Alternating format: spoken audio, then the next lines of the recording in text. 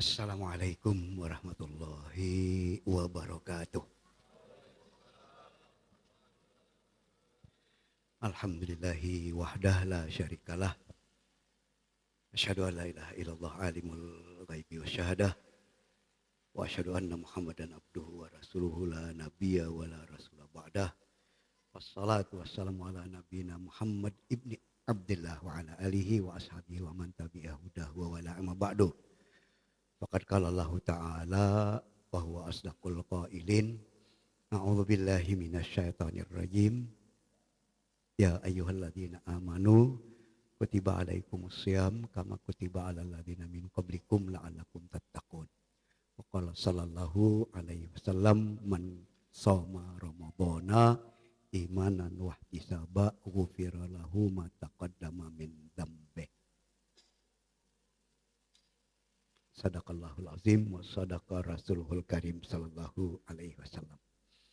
Jamaah salat tarawih dan insya Allah nanti akan dilanjutkan dengan salat witir yang dimuliakan oleh Allah. Alhamdulillah, bersyukur kita kepada Allah telah dipertemukan dengan bulan Ramadan. Bertemunya kita dengan bulan Ramadan jelas dan tentu saja sesuatu yang sangat-sangat memang menggembirakan kita, sesuatu yang memang sangat-sangat kita syukuri. Betapa tidak hal yang demikian dikarenakan bulan Ramadan adalah Sayyidus Syuhur, penghulu segala bulan. Dikehendaki dengan penghulu segala bulan di sini adalah bulan yang memang teristimewa dari bulan-bulan yang ada. Bulan yang memang syarat dengan fadilah-fadilah, keutamaan-keutamaan yang justru tidak didapatkan di bulan-bulan yang lainnya.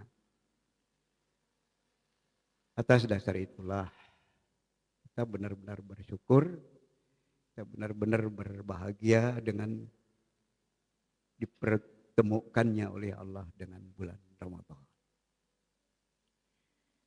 Dan begitu kita memahami fadilah, keutamaan, kelebihan daripada bulan Ramadan, maka tentu saja kita jangan pernah tidak mengisi, tidak memanfaatkan bulan Ramadan tersebut sebagaimana mestinya yang oleh Rasulullah Sallallahu Alaihi Wasallam sudah beliau berikan kita panduan, beliau berikan kepada kita tuntunan sebagaimana yang ada di dalam sabda beliau sallallahu alaihi wasallam. Man shoma ramadhana imanan wa ihtisaba ghufira lahu ma taqaddama min dzambi. Di hadis lain, di riwayat lain, man qoma ramadhana imanan wa ihtisaba ghufira lahu ma taqaddama min dzambi. Mari kita lihat di dua riwayat ini. Yang pertama, siapa yang berpuasa di dalam bulan Ramadan? Yang keduanya, siapa yang menegakkan bulan Ramadan. Berpuasa di bulan Ramadan jelas, sebagaimana yang juga dijelaskan di dalam Al-Baqarah 183 yang tadi juga sudah saya baca. Ya ayyuhalladzina amanu kutiba alaikumusiyam kama kutiba alal ladzina min qablikum la'allakum tattaqun. Wahai orang-orang yang beriman, diwajibkan atas kalian berpuasa di bulan Ramadan sebagaimana diwajibkan atas orang-orang sebelum kalian agar kalian tergolong dalam hamba-hambanya yang bertakwa. Nah,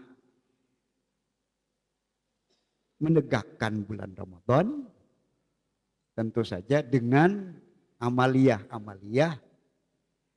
Ada yang memang khusus di bulan Ramadan, ada yang merupakan amaliyah yang memang berlaku di bulan Ramadan dan berlaku pula di luar bulan Ramadan. Yang khas di bulan Ramadan, pertama puasa itu sendiri. Dan kemudian ada salat tarawih, ada salat witir nantinya. Sekalipun hukumnya sunnat, tapi tidak ada ketetapan atau sunnah yang lain yang memang disunnahkan untuk salat tarawih dan witir selain di bulan Ramadan. Nah, sehingga sekalipun sunnah kita tidak pernah dan jangan mengabaikannya. Dan kemudian masih menegakkan bulan Ramadan. Kalau Rasulullah mengatakan bahwa bulan Ramadan adalah syahrul maghfirah, bulan ampunan dosa, sebagaimana yang terdapat di dalam beberapa hadis Rasulullah Sallallahu Alaihi Wasallam, maka bagaimana ampunan dosa itu akan kita dapatkan? Ternyata Rasulullah di dalam hadis beliau yang juga tidak asing lagi bagi kita, karena setiap bulan Ramadan akan disampaikan as-salawatul khamsu wal jumu'atu ilal jumu'ati wa ramadhanu ila ramadhana mukaffiratun ma bainahunna majtunibatil kabair. Kata Rasulullah, salat 5 waktu yang memang kita kerjakan setiap hari di bulan Ramadan maupun di luar bulan Ramadan. Kemudian Jumat tiap minggunya. Lantas puasa Ramadan tiap tahunnya. Itu kalau kita tepati, maka dosa-dosa pada rentang waktu yang ada. Salat dari zuhur ke asar, asar ke maghrib, maghrib ke isya, isya ke subuh, subuh ke zuhur, pastilah ada kesalahan-kesalahan kita. Dan kemudian Jumat ke Jumat, hari Jumat yang lalu, hari Jumat berikutnya, pastilah juga ada kesalahan kita.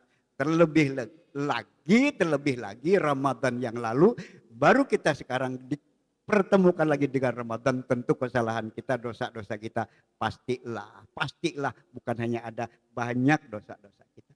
Tapi Rasulullah menjanjikan akan diampuni dosa-dosa, asal bukan dosa besar.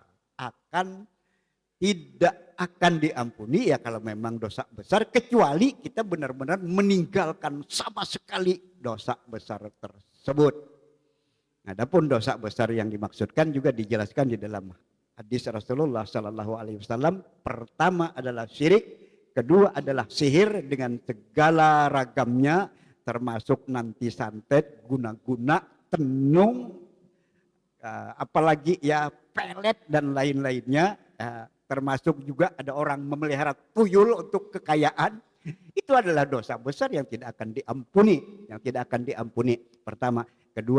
pertama syirik, kedua sihir, dan ketiganya adalah qatlun nafsi bighairi haq, membunuh seseorang tanpa alasan yang benar. Yang keempatnya tawalla yaumaz zahab, lari dari memperjuangkan ajaran Islam, tidak mau ikut membela Islam, dosa besar.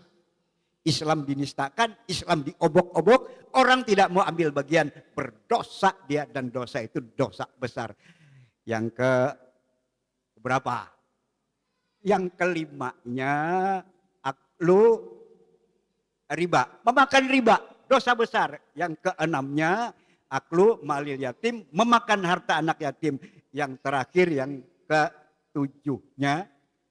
ketujuhnya, qadzful muhsanat. Menuduh orang-orang yang baik-baik, perempuan yang baik-baik sebagai perempuan nakal, perempuan yang pezina. Nah ini juga adalah dosa besar. Nah sehingga dosa-dosa besar itu memang harus kita hindari. Majelis yang dimuliakan oleh Allah, terakhir sekali, mari kita manfaatkan benar-benar bulan Ramadan ini. Kalau malam ini malam pertama, canangkan, pasang tekad, kita tidak akan absen untuk sholat berjamaah di masjid. Kita tidak akan absen untuk melaksanakan sholat tarawih. Kita berusaha tidak akan absen setiap harinya, siang maupun malam, tidak ada yang tidak membaca Al-Quran. Karena Ramadan juga syahrul Quran.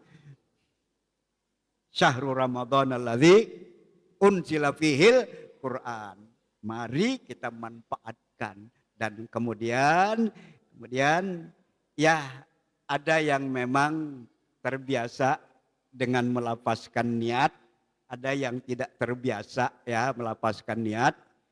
Silahkan yang melafazkan dengan melafazkannya, yang tidak melafazkan tentu niatnya di hati.